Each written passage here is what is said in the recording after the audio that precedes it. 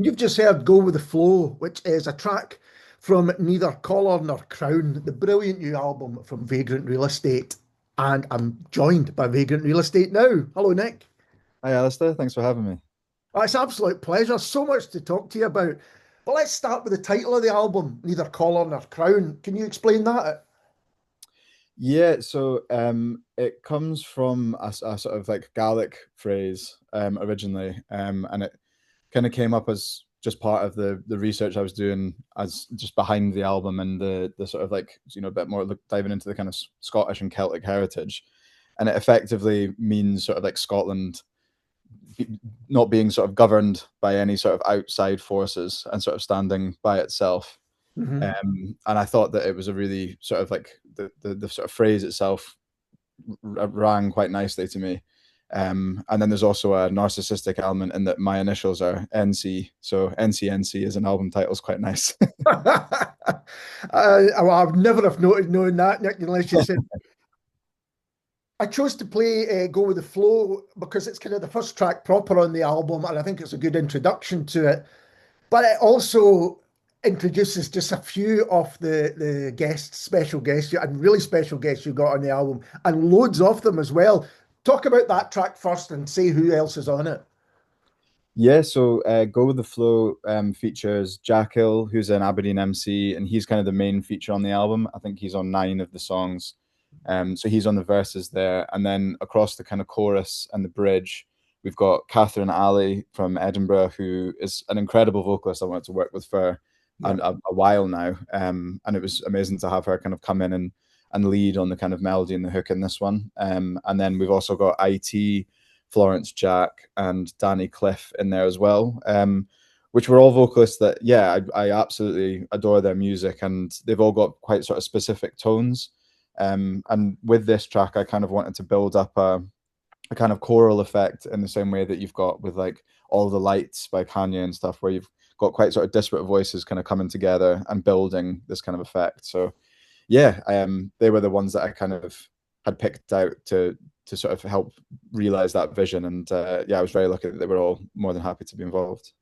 Disparate Voices is an interesting way of putting it because when you take the album as a whole, you really have got a wide range of voices on there.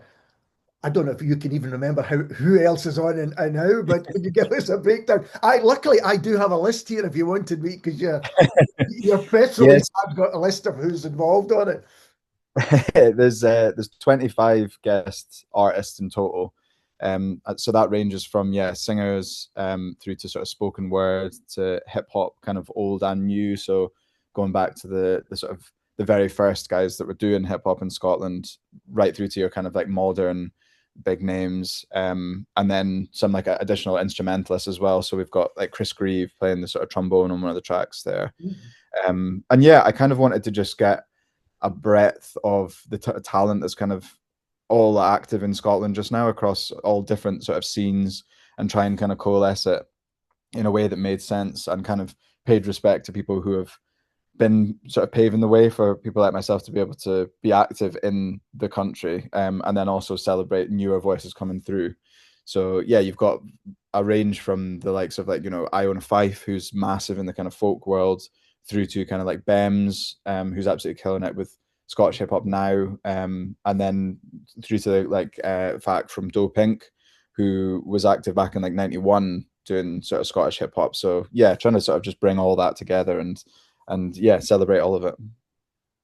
And a lot of great hip hop names there, as you say, and folk from the current scene and who've been doing it for a long, long time, which is, I mean, that feels like almost a tribute. And there's a lot of kind of that going on, I think, in the album. Yeah, definitely. I think, I mean, originally the sort of seed of the album started with the idea of looking to kind of as a sort of sampling exercise of looking back at sort of like traditional and Gaelic music and reworking that in a way that made sense for my style and to be able to sort of build songs around. I think hip hop as a whole is quite a sort of self-referential genre. There's a lot of sort of like calling back and paying homage to artists that have come before, but there's not, or at least that, to my sort of knowledge, there's not that much of that in the sort of Scottish hip hop scene. Yeah. So you've got this kind of like first wave of like incredible MCs from your kind of Low Key and Gasp and Mad Hat, Mog, So I wanted to kind of, pay respect to that, and so that's how we've got some of like the hooks are kind of scratched in with verses from old freestyles of theirs, and then through to having them actually included and putting verses on the album. And we can't go into absolutely everyone because you say there's 25 of them and we would be here for a while. But two which jumped out to me was Fiona Say Peng, who we've had on the radio show herself, who's just an incredible musician and involved as well, and from Aberdeenshire, I think, as well. As is Best Girl Athlete. And just great to see Katie Buchan doing, music again as well. Yeah, well, it's again, I was super lucky to be able to reach out to them and then be keen to be involved. The Katie Buchan piece is sort of like sampled from an older track of hers that I love. And to be able to kind of like pair that up and make it work in the sort of flow of the album, I was really pleased that she gave me her sort of like blessing to do that. And yeah, Fiona is amazing. She's one that I'd discovered more recently, but just thought what she was doing with her work was incredible in the way that it's really kind of steeped and tied to the geography, like the local kind of geography. And again, she very graciously like allowed me to work with the vocals and stuff and build it into one of the interludes that I have on the album. And yeah, it's again just trying to sort of like push myself a little bit more and incorporate elements from artists that are working outside of hip hop, but still make it kind of all sort of fit and make sense. So in terms of how the tracks were recorded, a lot of it is taking music that's already recorded and using it. Is it, or what's the balance between recorded and live, I guess is what I'm asking. Mostly it's recorded. It's new pieces. There's only a couple of bits where I've like sampled the existing material. So generally all the artists that are on there, it was either sessions, either in person, we have them in the studio in Aberdeen, or there was a couple of like BEMs that I went through to Glasgow to record. And then for a number of the others, they would record and then send their pieces back to sort of like an initial demo that I'd send through. Because I would basically worked out a rough sort of track list and then went through all the tracks and thought this fits for this person, fits their voice, their kind of style. And then I would give them a rough kind of like outline of kind of the concept of the album and let them hear some of the other stuff. But it was generally around how they wanted to speak on it. It was around their kind of experiences of Scotland, of being sort of Scottish, and their kind of stories, I guess, and given them the sort of canvas to put that on. Have you been working on this album for a while? Because talking to you, it sounds an epic undertaking. Yeah, so I think I initially started it maybe about 2 years ago. Right. So yeah, it has been a long time in the making. That's the joy of sort of corralling 25 different artists together to put it all in. It takes time to get a lot of these verses back. I mean, some of them, it was like a year-long process just from the start, initial discussions, to then having sort of final vocals in. And I had some sort of like personal things that came up which pushed back some of the sessions. Originally, I was speaking with Jack, and he had come up with the idea of releasing it on St. Andrew's Day last year. Right. And this was maybe sort of like August, and I was like, it's a little bit far out. I'd like to release it before then. And now here we are releasing it on St. Andrew's Day this year. So let's talk about the inspiration for doing it. You've got 3 quotes in your press release that I kind of want to refer to. One's from Robert Louis Stevenson, one's from an old provost of Dundee, and one is taken from a study in the Highland clearances. So that kind of sets out that there's kind of Scottishness at the heart of the album. Can you explain that a bit further? Yeah, so I mean, I've worked. I'm lucky enough to have worked now with like a wide range of acts, and I kind of frequently I'm collaborating with a lot of acts down in England, and sort of further afield. And for this, I kind of wanted to come back and shine a light more on what's happening in Scotland. And I think there's so much incredible talent that it's a joy to be able to reach out to these people. And I'm luckily in a position now where I can, and I've got relationships with a number of the acts that I can reach out to them and start sort of pulling things together. the album, in terms of the scope, was something that I thought hadn't really necessarily been done. And I quite like the kind of challenge of putting it all together and having it sit as a sort of body of work that would hopefully be kind of viewed in the kind of canon of the sort of like greatest Scottish hip hop albums, I think. So yeah, it was maybe a slightly heavier undertaking than I maybe estimated right at the start, but I'm really pleased with sort of how it's come out, and I think it stands as a really great sort of tribute to Scotland and the sort of breadth of the talent that comes out of it. Oh, I completely agree. I think it's amazing in the way that you've incorporated so many. We talked right at the beginning about, disparate voices, different voices, but bringing them all together on the one album. And the other quote that's on it, and because this is on the radio, I can't do it in full, but from Trainspotting, I'm going to say it's Keith being Scottish. There Yeah. you have up even more. But so that, I mean, I love how you take that quote and actually then the album comes out, which proves absolutely the opposite. It's just such a celebration. Yeah, I think that, I mean, I'm sure everybody will know the quote that we're talking about without but I think, and it's maybe even more so being up in Aberdeen, I think sometimes the kind of initial reaction is that like, oh, it's rubbish being up here, the weather's terrible and the football team's always losing and nothing, but yeah, I think that's not the case if you take the time to look and engage with kind of what's happening, and that's across all art forms, not just music. I think there is a lot to sort of celebrate and be really proud of, definitely. Yeah. A few years ago now, I did a podcast up and recorded it up in Aberdeen, and just the different level of arts right across the board going on was just inspirational. Yeah, it's so fantastic to be here and yeah, to be involved as much as I can with it. I mean, through the hours sort of platform that we do, trying to create a bit more infrastructure for artists just getting their first foot in the door and stuff. But yeah, it's great to see so much talent coming through. And we've spoken about the kind of themes and ideas behind the album, but what about the kind of musical inspirations? Again, going back to your press release, which is one of the best I get, so it's not always as good as that. John Martin, Madlib, Jerry Rafferty, and Jay-Z, which really does kind of capture the breadth of what you're looking for. Are there other inspirations that perhaps would surprise us? I think, yeah, I think across the album, it's definitely more of a kind of like live instrumentation kind of driven, rather than a lot of like, there's not a whole lot of kind of synthesized music in there. It's trying to draw from a lot of more of the kind of traditional sounds, choral voices as like Gaelic choirs in there, and having that. I think the live music element is something that's really core to like Scottish musical kind of heritage. So trying to sort of draw from that and update it, but put my sort of like spin on it to have it sit and make sense with the sort of modern voices, and especially in the kind of hip hop format as well. In terms of sort of like artist inspirations, I guess one of them, I mean, there's the interlude in Fingin is quite sort of Bon Iver inspired. And I kind of made the instrumental for it and sent it to Fida, who's a good friend of mine and an incredible sort of electronic artist. And he layered up a load of his sort of vocals. And when he sent it back, he was like, oh, I've gone quite a sort of Bon Iver direction with it. And that was without me even sort of like saying, this is what I would like you to do with it. So worked out quite well on that one. And you said there's a live feel to the album.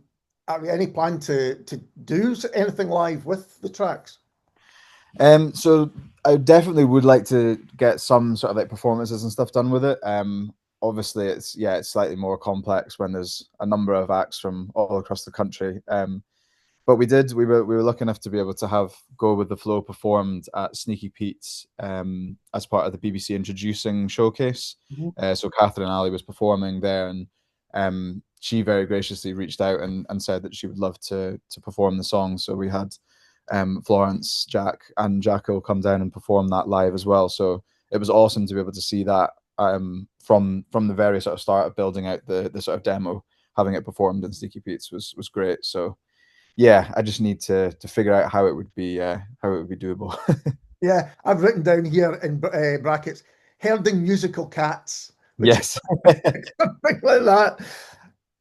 And obviously the album's full of collaboration, and that's something that you do a lot. You mentioned that you're often down south as well, collaborating with people. And I want to bring up one that came out just recently, which was with Names Bliss, ADHD, which is just a fantastic, powerful track. Could you maybe talk a little bit about working on that? Yeah, so I mean, I've worked with Bliss for a number of years now, and we have quite a sort of close working relationship, and he was looking to do more of the kind of storytelling aspects. We've worked on some songs like that before that are a bit more kind of long form. So I'd done some sort of like basic loop ideas down at the sort of start of the year. And he sort of was looking to kind of explore that sort of ADHD element, so his own experiences with it, and kind of speaking, speak his sort of like his sort of childhood growing up and the sort of lived experience of having that and how it impacted his sort of like school from sort of like primary through to university days into the kind of workplace. And it was just a sort of like slow process where he would be sending me voice notes of where he'd gotten to with the writing. And every time he was sending it through, I was becoming more and more aware it was going to be something like really special. But naturally it was just one that was going to take time because it's quite a personal and kind of raw thing for him to kind of like delve into. So it's a real kind of labor of love to pull that together. But I'm so proud of that track. There's been so many messages that have come through from people who feel like it really speaks to their experience. And it's even we've seen it in like the comments of the post and stuff where it started discussions of people who are, you know, starting to try and get a diagnosis or hear the song and think that's actually something I really relate with. So yeah, it's had an amazing impact so far, and I hope it just continues to reach the people that it needs to reach. Well, we played it on the radio show, and quite a few people got in touch to say, "Who was that? Could you let me know the details and all of that stuff?" And that rarely happens, to be honest. So it Fantastic. really is making a kind of impact. And going back to Neither Collar nor Crown, I mean, you mentioned a kind of the tradition of Scottish hip hop. And do you feel that that has kind of been previously outside a larger musical tradition, kind of regarded differently?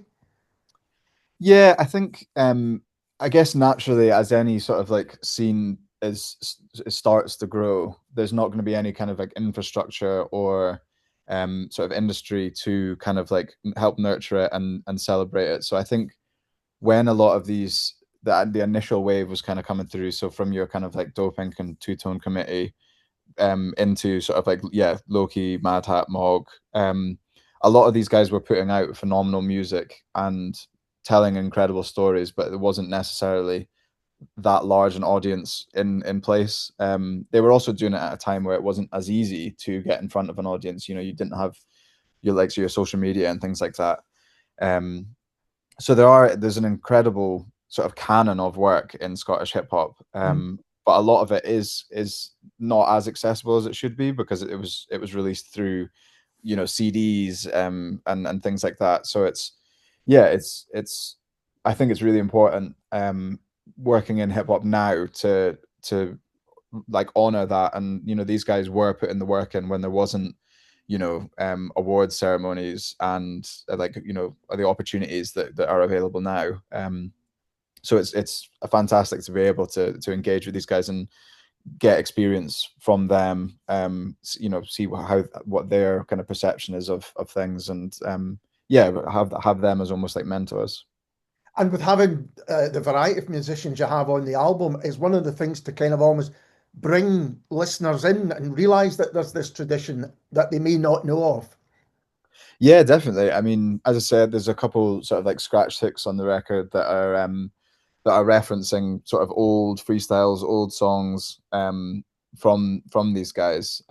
So one of the things I would love from the album is that people would then go and listen to these guys, go and explore their back catalog. You know, there's so many incredible projects that are available in the likes of like Bandcamp, and you know, some people have archived them on YouTube and stuff and that. So yeah, just I think going back in and exploring and seeing what's come before, and yeah, and I think you can then use that to sort of fuel that can spark an idea for where it can be taken next. strikes me obviously been making and releasing music for a while now, and when it comes to a full album like this, do you have a plan of how it's going to be? You obviously had a date that you wanted it to be released on Yeah. Saturday, but did you have a plan other than that, like how you would maybe release individual tracks or anything?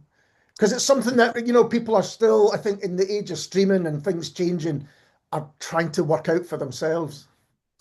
Yeah, I think it's definitely an interesting one, and there's so many different ways you can kind of approach it. And you can also get to a point where you can be endlessly sort of like tweaking things and thinking, oh, it's not ready, it's not like, and I think you kind of have to sort of step away at a point and just be like, this is, it's ready to be sort of released. Go with the Flow was the sort of first single, which we had come out on the 7th.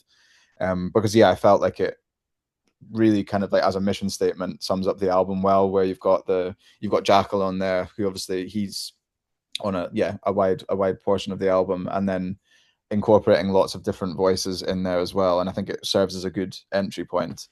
And then Brighter Days sort of following that, which again with sort of like Viv Latifah and Iona Fife. I really like that kind of interplay of having the kind of like gospel choir, kind of like Afrobeat almost element, combined with the kind of very traditional folk sound, where they're both performing the same lyrics in the verse, but Iona's is in the kind of like Scots twist. And I think again that kind of is a really good entry point to the album, where it's that kind of combination of sounds. It's a great track, and we're going to hear it in a moment. When I first listened to it, because I like both those singers, I think they're amazing, and to Absolutely. have that kind of it's melodic but different. They're both singing in very different styles, and from their own. You mentioned gospel, and then you've got this real folk tradition with Iona. It really does sum up. I hadn't thought about it before you said it, but it really does sum up the album as a whole, I think. Yeah, no, I was pleased. I was pleased to get that one down, and I mean, Iona was definitely one of the sort of like dream collaborators for this. I mean, being from up here as well, Yeah. but she's so incredibly busy. I don't know how she has the same calendar that I do and does like everything. Like, I don't know where she finds the time to do everything, but yeah, she's all over the place. And like traveling over to the States and doing shows and stuff. So it was unbelievable to have her like put the time aside to be on the album. Yeah, I agree. There must be more than one. I think there's at least two or three Iona Five skipping it. Yes, definitely. And now that the album is recorded and out, you're a very busy man. I know that. Are you already working on other things? Yeah, so I actually do have another project that is finished, which will be coming out sort of like first quarter next year. And then sort of bits and pieces that I'm working on. I'm working on Bliss's sort of like next album. So yeah, sort of generating ideas and stuff for that. So yeah, keep as busy as possible. Well, Nick, it's a fabulous album. It's honestly one of my favorites of the year. So it's so great to be able to talk to you about it. No, thank you for having me on. This has been awesome. And this is Vagrant Real Estate featuring Jackal, Viv Latifah, and Iona Fife, and Brighter Days.